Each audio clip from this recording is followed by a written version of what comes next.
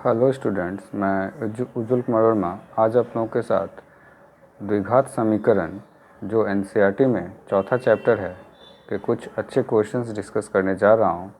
तो देखिए स्टूडेंट, पहला प्रश्न कहता है कि एक समकोण त्रिभुज की ऊंचाई इसके आधार से 7 सेंटीमीटर कम है। यदि कर्ण 13 सेंटीमीटर का हो तो अन्य दो भुजाएं ज्ञात करें। फिर से देखें स्टूडेंट, क्या कहता है, एक समकोण त्रिभुज है जिसकी ऊंचाई आधार से 7 सेंटीमीटर कम है। यदि कर्ण 13 सेंटीमीटर हो तो अन्य दो भुजाएं ज्ञात करें। कहता है स्टूडेंट, आधार यदि आप x मान लेते हैं तो ऊंचाई जो है वो 7 सेंटीमीटर कम है, मतलब x माइनस 7 है, और कर्ण 13 दिया हुआ है, तो ये दो भुजाएं क्या होंगी, ये हमें निकालनी है। देखिए स्टूडेंट, चूँकि समकोण त्रिभुज है तो ए बी का स्क्वायर प्लस बी सी का स्क्वायर जो है वह ए सी के स्क्वायर के बराबर होगा, जो मैंने यहाँ लिखा है। बाकी मैंने ऊपर आपको लिखने के तरीके बता दिए हैं, वो उस तरह से आप एग्ज़ाम्स में लिख सकते हैं। तो ये कंसेप्ट लगा करके स्टूडेंट, ए बी जो है हमारा x माइनस 7 का स्क्वायर प्लस x का स्क्वायर बराबर 13 का स्क्वायर हमने यहाँ पे किया है, जो पाइथागोरस प्रमेय से किसी भी समकोण त्रिभुज में होता है, वो आप ध्यान में रखेंगे। लंब का स्क्वायर जो आधार का स्क्वायर बराबर कर्ण का स्क्वायर। अब देखें स्टूडेंट, इसको मैंने a माइनस बी के होल स्क्वायर पे तोड़ा है, तो ये आ गया एक्स स्क्वायर माइनस 14x और प्लस 7 का square means 49 is plus X square is equal to 13 का स्क्वायर जो है 169 हो जाएगा।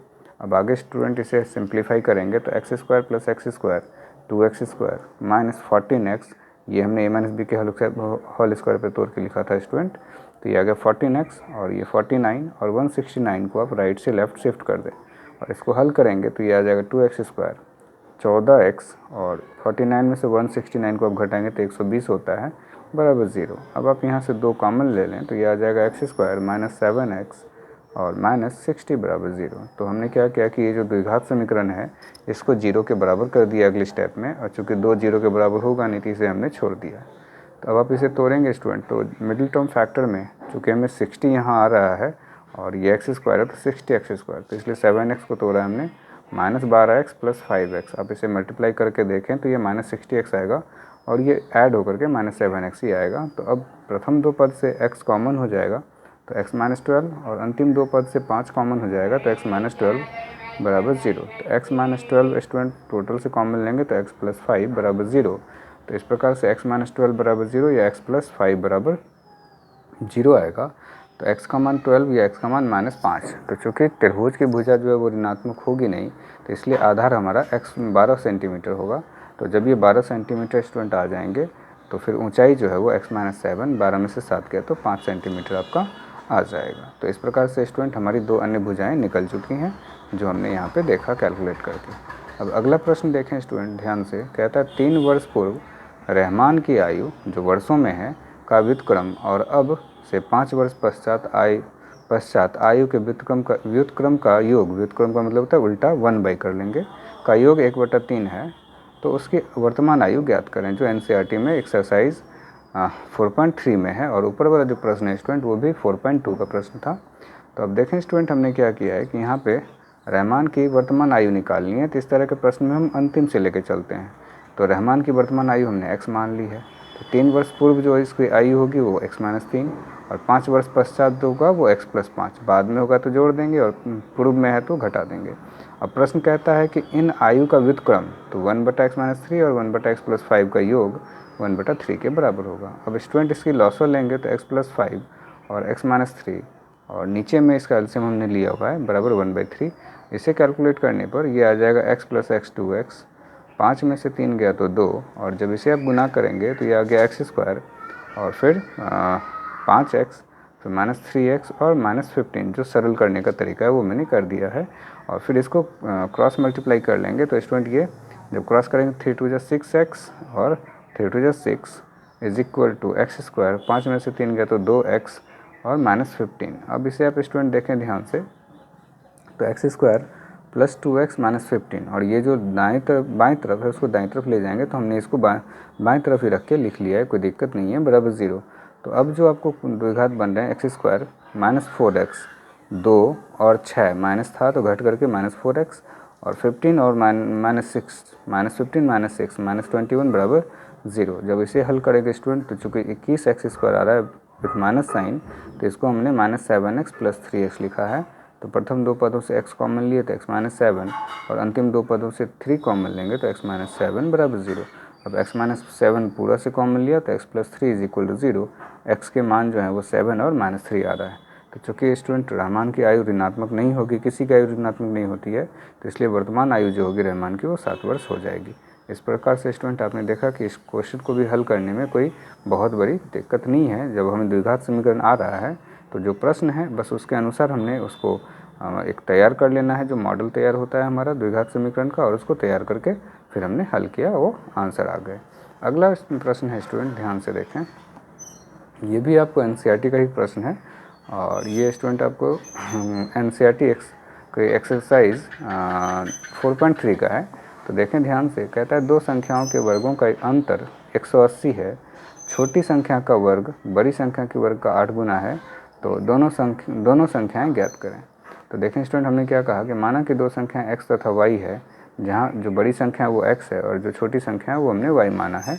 तो प्रश्न के हिसाब से इन दोनों के वर्गों का अंतर 180 और जो छोटी संख्या का वर्ग है, छोटी संख्या का वर्ग बड़ी संख्या के 8 गुना, तो छोटी संख्या का वर्ग बड़ी संख्या के 8 गुना के बराबर है।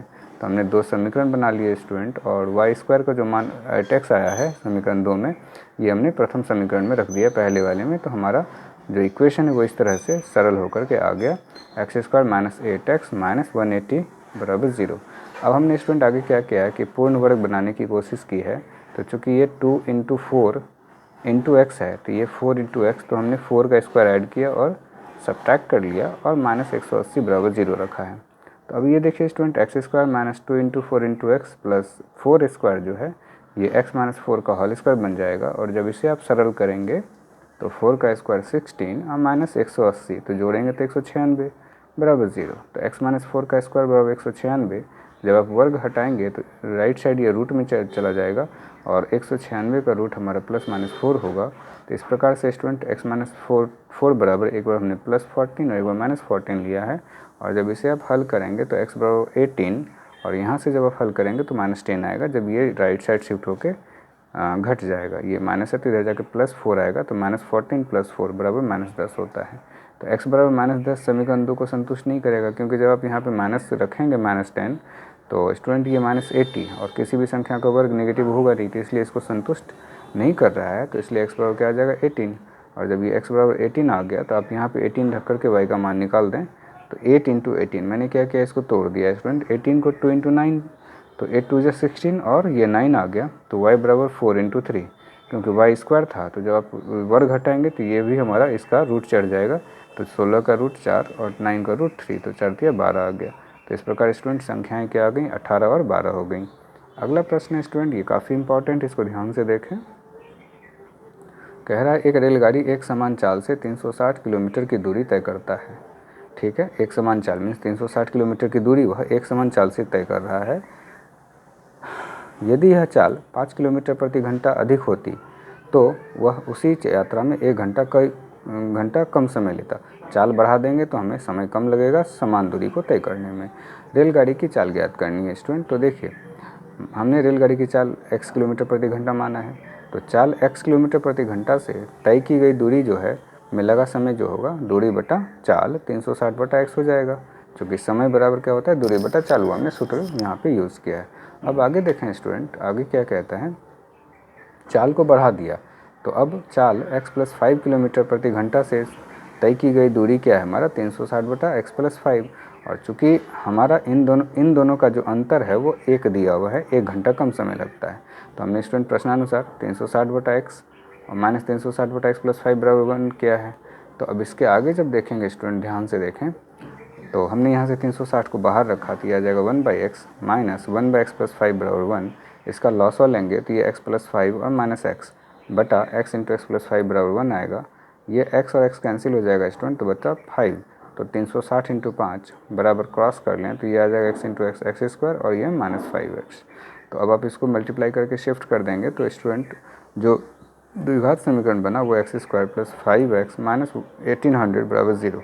तो अब इसको हल करने के लिए स्टूडेंट x², 5x को हमने 45 - 40 क्योंकि इन दोनों को घटाएंगे तो 5x आएगा, और जब मल्टीप्लाई कर देंगे तो ये प्रथम पद और तृतीय पद के गुणनफल के बराबर भी हो जाएगा। तो इस तरह से स्टूडेंट जो गुणनखंड हमारा निकलेगा, पहले प्रथम दो पद से x को कॉमन ले लें तो x + 45, और अंतिम दो पदों से 40 को कॉमन ले लें तो x + 45 बराबर 0 आएगा। तो एज ए होल से x + 45 बाहर किया तो x - 40 जो बचा है, और इन दोनों का प्रोडक्ट जो है वो 0 के बराबर है। तो इसका मतलब है कि या तो यह 0 के बराबर होगा या फिर ये 0 के बराबर होगा। तो प्रथम पद से स्टूडेंट x बराबर -45 और दूसरे से -40 आ गया। तो किसी भी गाड़ी की चाल जो होगी वह ऋणात्मक तो नहीं होगी, इसलिए रेलगाड़ी की चाल जो है क्या आ जाएगी, x बराबर 40 किलोमीटर प्रति घंटा होगी। तो इस प्रकार से स्टूडेंट इन क्वेश्चंस को आप नोट कर लें और बार बार खुद से ही बनाने की कोशिश करें तो आपको कॉन्फिडेंस लगेगा। इसके बाद स्टूडेंट कुछ और प्रश्नों के साथ हम द्विघात समीकरण के क्वेश्चंस को हम हल करेंगे, जो आपको काफ़ी फ़ायदा होगा जिनके वीडियो देखने से। तो आप वीडियो को बार बार देखते रहें और अगले वीडियो की इंतज़ार करें। तब तक आप इन क्वेश्चंस को कॉपी में नोट करके रिवीजन करते रहें।